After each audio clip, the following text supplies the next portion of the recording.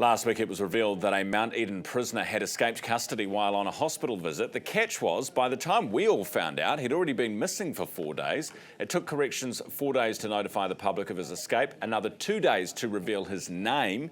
As it turned out, Paul Rehua had escaped before in 2010, where the public was warned of his extensive criminal history and told not to approach him. This time, no such warning. Police located Rehua yesterday. He's now back in prison.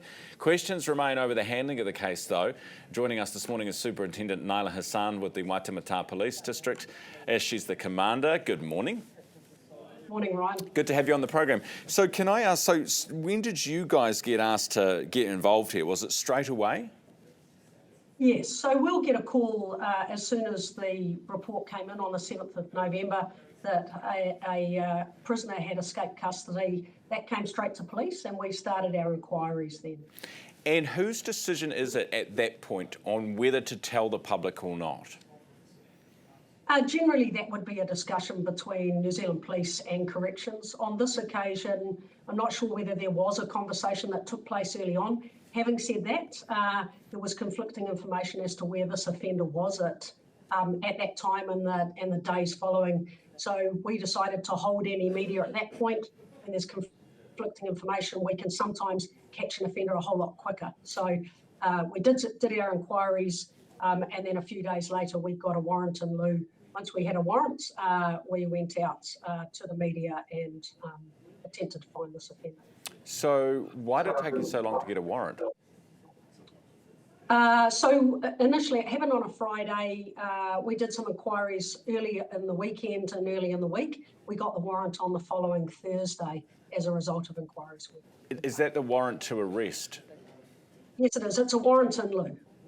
Right, so if someone escapes jail, you can't arrest them for a week? No, yes, absolutely we can arrest them. And we were out there looking for him, but what we did was during our inquiries, we did as many inquiries as we could, and then we got a warrant in lieu of summons to get him back into custody. We can arrest him at any stage, absolutely. Right, and hold him until that? Yes, yeah, right, yes, okay. Absolutely. All right, and so initially there was, when you say there was conflicting information about where he was, I mean, he was on the run, so presumably you didn't know where he was, otherwise you would have gone to arrest him. So what conflicting information are you talking about? Well, we had information that he could be in different locations. We were doing inquiries, initial inquiries, to try and locate where he was. Sometimes it's in the public interest for us to do a media release to locate him. Other times it's not. On this occasion, we did do a media release a few days later. Once we got the warrant, we did a media release, and as it happened, the public information that came in helped us to locate. Yeah, see, this is the thing that gets me, is once finally after 4 days you announce that the person's actually missing, well, some journalists ask and we finally get told, then 2 days after that, so 6 days later, we finally get a name. And then, woe betide, it's a couple of days and the public have given tip-offs and we've caught the guy. So why didn't we skip all that nonsense in the interim and just give us the name and the photo and we'll help you find him? Look, initially, there was possibly some lack of communication between us and Corrections. I did speak to Corrections yesterday, and it may, quite often we will talk early on. It doesn't appear that conversation took place between Corrections and Police in terms of this offender. So we probably could have gone out to the media earlier. Having said that, we did find this offender. He was on bail. He was in custody for 2 charges of doing an indecent act. We balance locating this offender against a number of other offenders that we're looking for in district at any given time. And in fact, last week we apprehended a significant number of offenders who had drugs and loaded firearms on them. And when we're balancing up those demands against these, we're always going to go, and I think the public of New Zealand would have an expectation we're going to focus on those most dangerous offenders. Totally. Albeit this man had caused harm. He was before the court on 2 charges of an indecent act, which is very unpleasant for anyone to see in the public. Yeah, what is it? What do you mean an indecent act? Look, I can't go into the details. This offender is before the court at the moment, Ryan. But what I can say is 2 charges of an indecent act. It wasn't doing offending against another person. It was him doing an indecent act in a public place.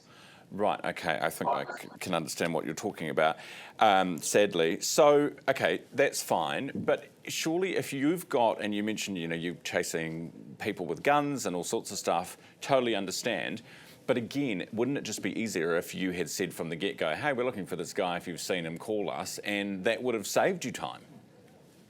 It could have on this occasion for a first few days. Like I said, there was some conflicting information. We're not covering anything here, Ryan.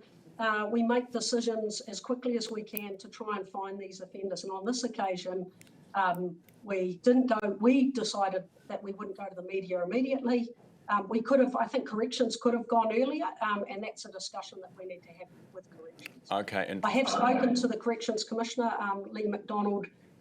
Lee Marsh, I had a chat to him last night on a number of occasions about this meeting. Okay, and so, and the thinking is that in the future there'll be more public, notifications, and things will move a bit quicker. I think things could have been done differently, and we're always open to looking at what we did on this occasion and seeing if we could have done it better, Ryan. All right. I'll be having another chat with Lee today, and also our inquiry teams.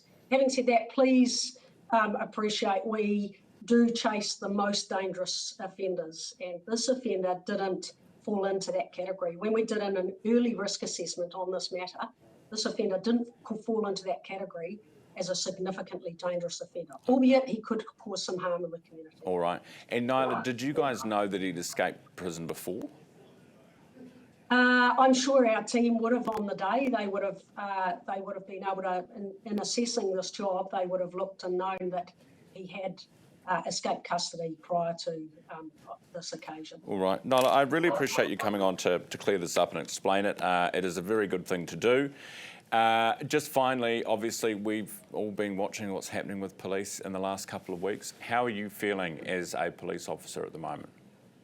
Ryan, it'd be fair to say, I think every police officer in New Zealand would say that they're bitterly disappointed with what's happened. But we've got a great leader leading us now with Commissioner Chambers, and he wants us to really focus on moving forward. So that's what we're going to do. We're going to continue to support the front line and move forward and try and recover from what's happened.